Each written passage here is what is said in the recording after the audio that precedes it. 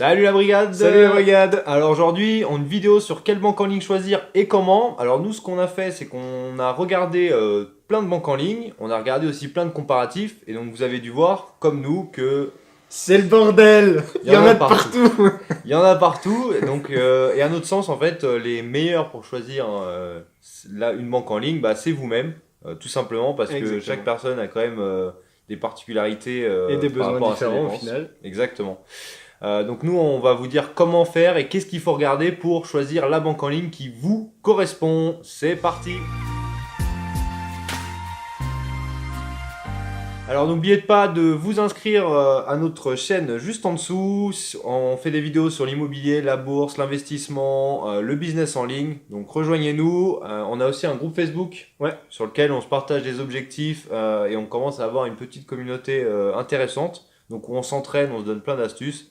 Donc rejoignez-nous aussi, c'est dans la description juste en dessous.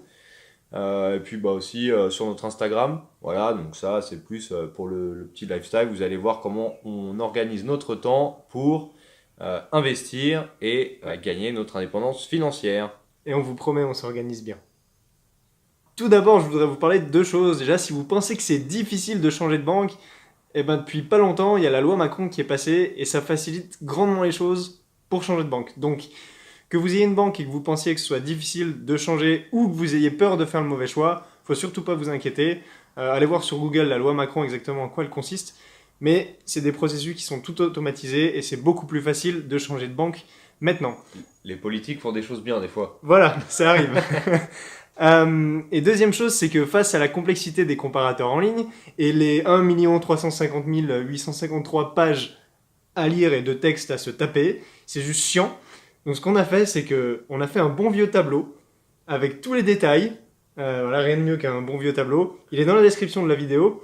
Donc, la méthode qu'on a mis en place, la première étape, c'est d'aller voir ce tableau. Comme ça va vous aider, vous, à savoir un peu ce que vous voulez, dans quels critères vous pouvez tomber, et ce que les différentes banques en ligne, elles proposent.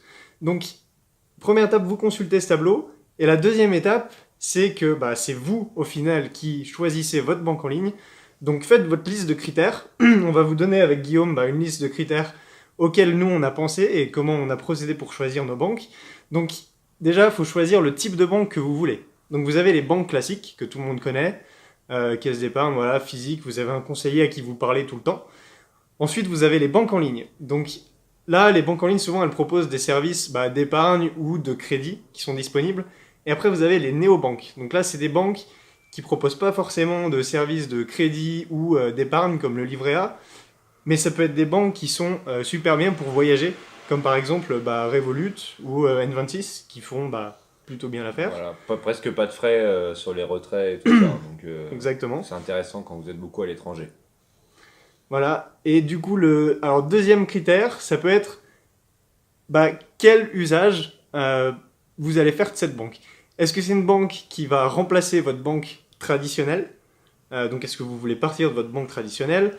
Est-ce que c'est une banque qui est pour épargner par exemple? Donc là vous allez devoir regarder quelle banque propose quel livret vous voulez.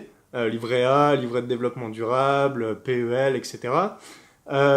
Est-ce que c'est une banque pour vous organiser? Par exemple, Guillaume, il a un compte nickel et il l'utilise pour répartir ses dépenses. Donc au final, voilà, ça marche très bien pour s'organiser aussi. Une banque pour voyager, une banque pour votre famille ou si vous voulez avec votre conjoint, un compte joint. Il y a des banques qui ont des avantages différents par rapport à ça.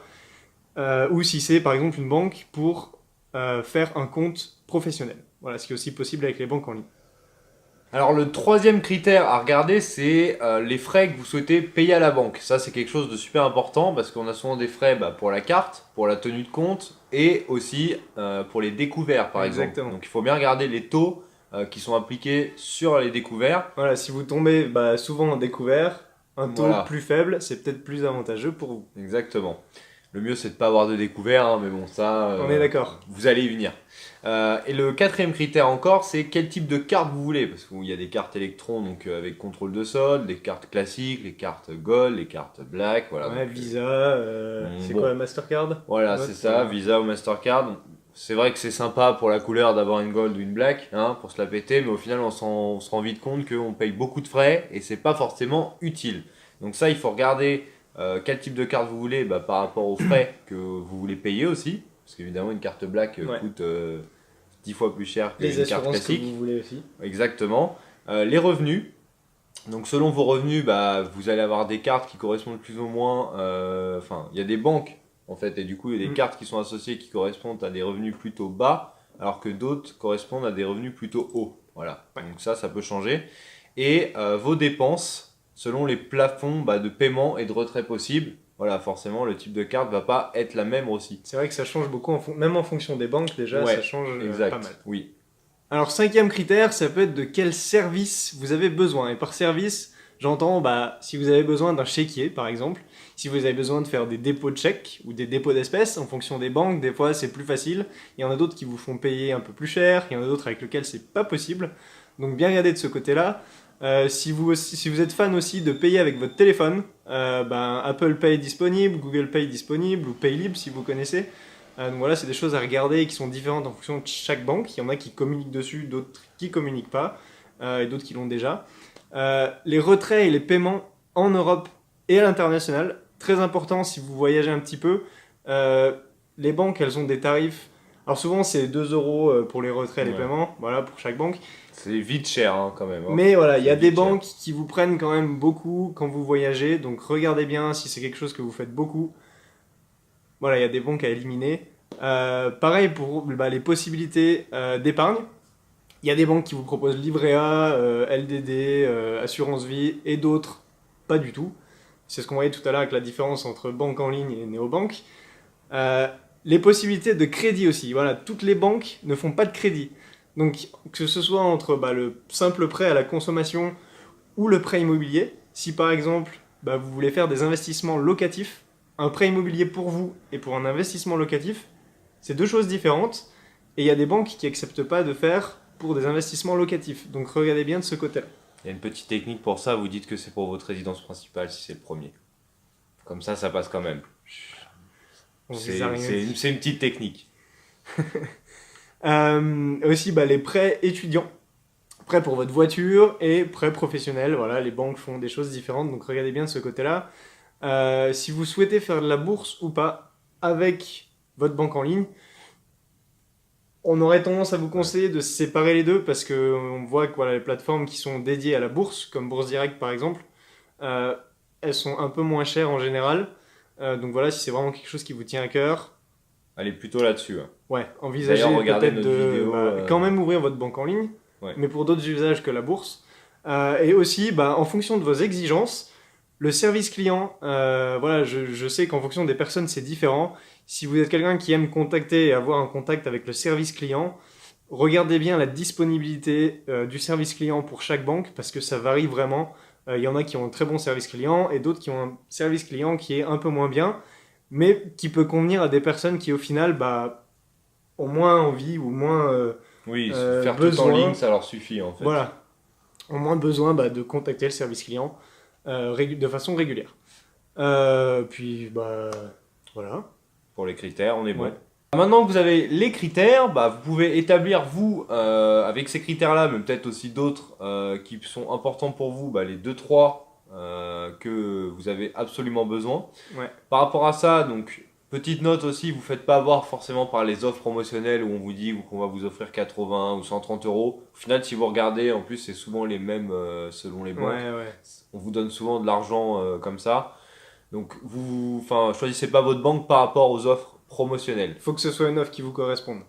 Exactement. Donc, une fois que vous avez ces critères, vous pouvez regarder donc aussi nos vidéos sur ces différentes banques. Ouais. En plus de regarder notre tableau Excel qui compare toutes ces banques. Et puis après, vous faites vos recherches en profondeur. Donc, vous allez voir les grilles tarifaires. Alors, à chaque fois, dans les descriptions de chaque vidéo des banques, on les donne aussi. Sinon, vous allez trouver sur Google, vous tapez grille tarifaire avec le nom de la banque et vous les aurez. Ouais. Ce que vous pouvez faire en fonction de vos critères, vous prenez 2-3 banques qui vous paraissent être dans vos critères. Et là, comme disait Guillaume, vous faites vos recherches en profondeur sur ces 2-3 banques. Et après... Alors, vous pouvez aller voir aussi une autre chaîne nous on aime bien pour ça, c'est Rousseau les bons tuyaux. Donc lui, il donne beaucoup d'informations sur tout ce qui est banque. Donc n'hésitez pas à aller voir. Pas mal de banques en ligne. Il les a testés aussi. Ça vous donnera un autre avis un peu plus subjectif sur certaines banques. Voilà, et puis une fois que vous avez tous vos critères, vous n'avez plus qu'à choisir et vous lancer. Et quelque chose d'important aussi, c'est bien faire un suivi. C'est-à-dire que dans les 1, 2, 3 ans, regardez si les tarifs correspondent toujours à ce que vous voulez, si ça n'a pas évolué dans le mauvais sens pour vous. Et dans ce cas-là, peut-être évoluer et changer de banque encore une fois. Exactement.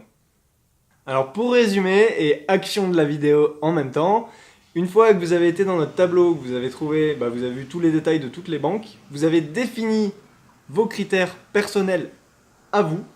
Vous avez choisi donc 2-3 banques qui potentiellement peuvent vous correspondre.